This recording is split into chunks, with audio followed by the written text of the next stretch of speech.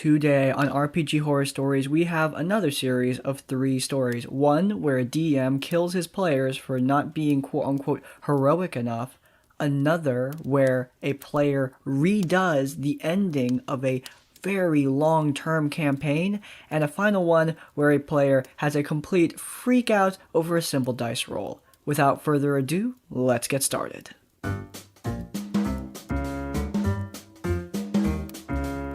This is a bit of an old story, so I don't remember the details perfectly. We were a small group of ragtag adventurers. We had a wood elven sorceress banished from her village for lighting the forest on fire, played by me, a stoic dragonborn warrior seeking to avenge his family, played by my cousin, and a mischievous rogue, played by the DM's brother. The king called us in because level 1 adventurers are definitely important enough to attract a king's attention and are instructed to grab a treasure from an abandoned keep a few days' journey from the capital. Sure, nothing too big of a deal about this. We go over to the keep, have a couple minor combats against the goblins living there, and grab some loot. We never find the treasure the king asked us to retrieve, but we weren't too worried about it. We get to the dungeon in the basement and find a random old lady there. She was clearly out of it, since she was practically offering to bake us cookies despite being locked in a dungeon, and we were all pretty weirded out. Personally, I was 70% sure she was a shapeshifter or something, since that's the kind of thing the DM would do to us. In the end, we decide to take the old lady back with us to the capital, when about 100 goblins appear out of nowhere and rush us. The DM actually said, like 100. Considering how much trouble 5 of them gave us, we run for our lives, leaving the crazy old lady behind. When we get back to the capital, the king wants to see us. He explains that we didn't get his treasure, but apparently he's not that mad about it. He's mad because that random old lady was his mother, and he orders his guards to execute us. Each of the guards are like 5th level, and we get pummeled and hanged. We ask the DM why he put us in that situation, to which he responds, "You guys weren't being heroic enough, so I killed you all. Real heroes would have saved the old lady regardless of the risk to themselves." Never mind the fact that the king clearly knew his mother was there ahead of time, considering he knew she died before we got back, and decided to send 3 random dudes after her rather than his 5th level guards and plate. Never mind the fact that we were never given any sort of rescue mission, only one of us was even of a good alignment, and the DM gave no expectation of heroic action in Session 0. Never mind that the old lady was suspicious as all hell, and that the DM deliberately dropped an impossible combat on our heads to force us to run away. Never mind that this DM and a player always plays chaotic evil pranksters that mess with and steal from other party members. But nope. None of that matters, because the protagonists of this game didn't abandon their own lives on a chance to save a random old lady because we don't deserve to live? By the way, I don't play with him anymore.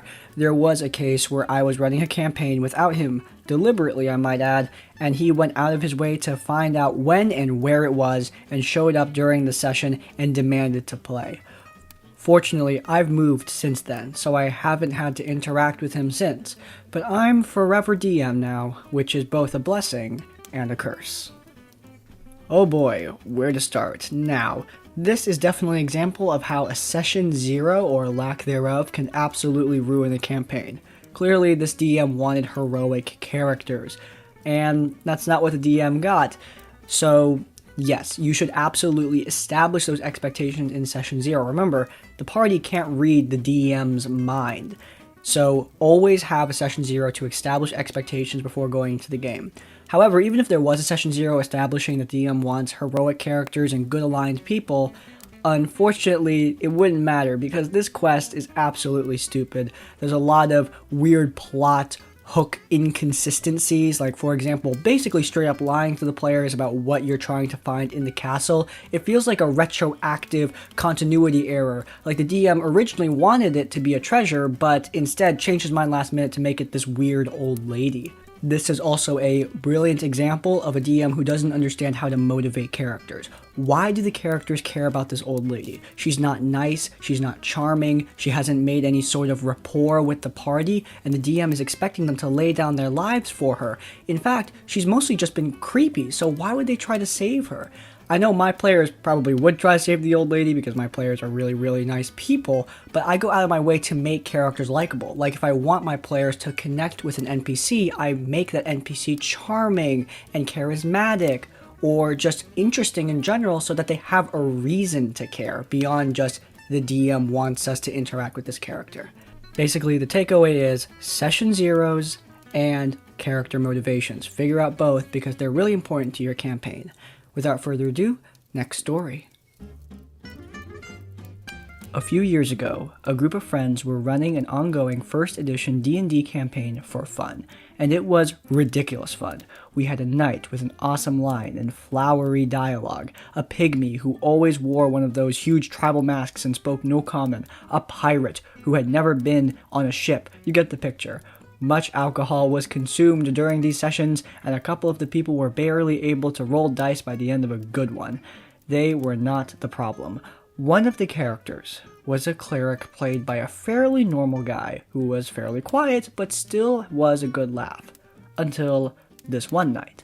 Our party gets ambushed in a forest by giant spiders, and the cleric was the focus of the attack. It was RNG, but 2 of them attacked him. As a rogue, my best shot was to try to shoot the spiders with my crossbow to save the party's only healer. Natural 1. The DM quite fairly decided that I would have to roll to see if I hit the cleric instead, or if it was a massive jam in the mechanism. It hit the cleric.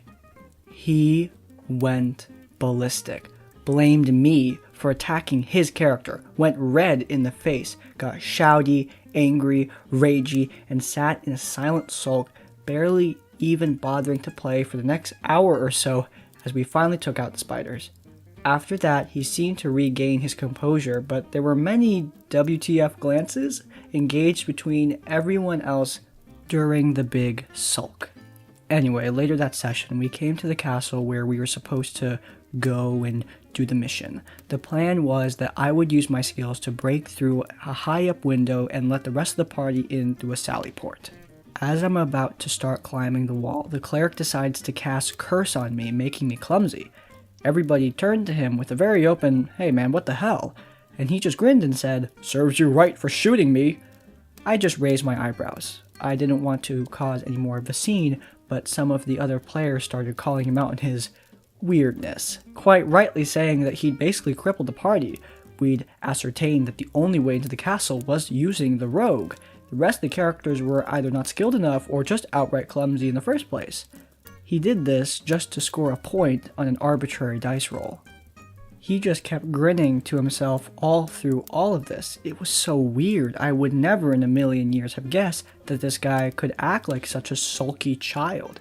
The whole group just felt slightly awkward in every other session, especially as he made a point of not talking to me during sessions unless he absolutely had to. Fortunately, he moved away from the area shortly after this and left the group. The childish meltdown of insert player here is still spoken of in our group, even to this day. There is a great XP to level 3 video where he goes over that getting mad at dice rolls is not fun. Being mad is not fun. Now, of course, you can't control what you get upset about or what's frustrating to you. Things are frustrating. It happens. Sometimes I am frustrated during a D&D game, but I keep it internal because being mad isn't fun. And quite frankly, there's so much happening in D&D that you really only need to internalize whatever dice roll happened for like 5 seconds before immediately forgetting about it because you're having fun because you're playing D&D. Point being, getting mad about dice rolls is pretty arbitrary. Dice are there for a reason. They're there to add randomness to the game. It's no one's fault that you roll badly, and lashing out at other people because a bad roll happened is pretty dumb and very stupid. There's not much to say here, so let's move on to the next story. Hello everyone. I want to run something by the people in the subreddit in order to sanity check if I should be bothered by this or not. I was the DM for a year-long campaign with 6 players that met on a mostly weekly basis, part in person, then eventually transitioned to Roll20 due to the pandemic. Smart move, by the way. I enjoyed running the campaign for the most part, albeit I encountered some common TTRPG problems that I think were addressed adequately thanks to candid communication between the DM and the players. The minor issues included such things as a particular player hogging the spotlight, or a player not writing a backstory for their character until about 4 months into the campaign. I spent a sizable amount of time, mental bandwidth, and effort into crafting what I viewed as a compelling adventure. It bothered me deeply what transpired at the end of the campaign. During the final session, after a climactic battle with the BBEG, it was revealed that the deity of the cleric in the party had been pulling the strings in the background for his own nefarious purposes. I don't want to get into excruciating details, but the BBEG was a rogue avatar of this deity that wanted re-entry into the divine realm by any means necessary. It was revealed after the fight that the cleric's deity influenced the party and put things in motion that caused great harm to the people of the world so that the party could find and hunt down the BBEG, which was a thorn in the deity's side. Anywho, while the cleric was contemplating the choices that brought them to this moment, another player interrupted this pivotal moment by breaking the fourth wall and saying that this is not how the campaign should end. We finished out the session and had a sequence where the players would describe what their characters would do on the outset of what happened. I was flabbergasted that this climactic moment that had been in the forefront of my mind for the better part of a year had been sullied by a player that wanted to interpret things to how they thought it should be. My initial response upon reflecting on what happened was to find out if anyone else felt the same as this player. I sent out a Google Form survey to all 6 players with questions requesting feedback so that I could learn and be a better DM. All 6 players gave me glowing reviews concerning the ending and some unrelated, valuable insight into how to make a more fun and compelling campaign. Albeit, I find out that the player that interrupted the final climactic moment spent little to no time on the survey, as demonstrated by him leaving all fill-in-the-blank questions blank and only answering the multiple-choice questions. Yet, according to the survey, he greatly enjoyed the campaign. For those curious, he's also the player that did not provide a backstory for his character until about 4 months into the campaign. I told him even a single paragraph would suffice. I'm currently running another campaign for these same players that has been going for about 4 months now. It's been a while since the incident, and I worry that he may pull the same crap as last time. I noticed that the incident has left a bad taste in my mouth that taints my experience DMing this current campaign. Should I bring this up to the alleged problem player several months after the fact and have a candid discussion about how this behavior is problematic? I'm more compelled to just kick him from the group due to this and multiple other minor nuances. For the record, I think the 5 other players are great and I value their presence at the table. Let me know what you all think. Any feedback would be greatly appreciated. Thanks. Sticking the landing in a D&D campaign is really hard. The vast majority of campaigns don't make it to the end, so when you finally do, it's a big deal. The reason I included this story is because I just wrapped up the first half of my campaign, and let me tell you, the ending for this first half was incredible. The players fought down the BBEG in an epic battle where they fought alongside allies both old and new. It was amazing.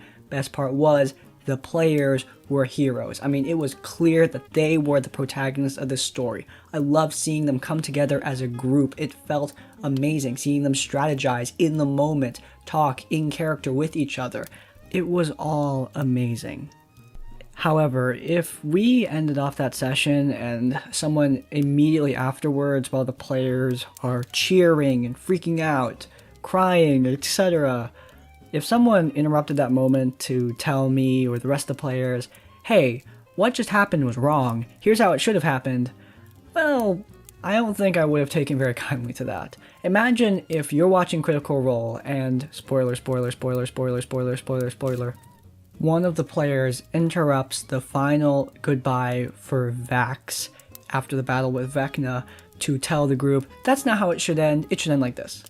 Could you imagine if that happened? That would have been terrible. Emotions are riding high. Adrenaline is pumping through the veins. They've just killed the bad guy but lost a friend. It's a dramatic moment. And then someone just completely undercuts it.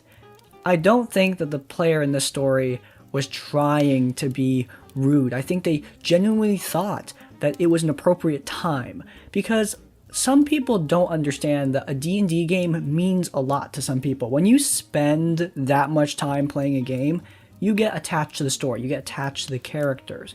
But it happens more so to some than to others. I think this is a player who really didn't understand the kind of attachment that the other players and the DM had to the story and the characters, and they thought that it was appropriate to undercut the moment. Kind of like when an English teacher is grading an essay. The English teacher doesn't have a connection to the essay, just like how this person clearly didn't really have a connection with the campaign. Even so, I don't think that this behavior is appropriate, though critique is appreciated. But keep it after the game. The after-game buzz of D&D is one of the best parts of the game, and I think undercutting it is just bad form. Okay, that's going to wrap it up for today. If you guys enjoyed this episode of RPG Horror Stories, then please do leave a like. If you want to see more episodes of RPG Horror Stories, then please do hit subscribe, and subscribe to Crispy's Tavern to see more of my content. And finally, if you have your own stories or thoughts, go down to the comments down below. In essence, like, comment, subscribe. I will see you all next time. Farewell.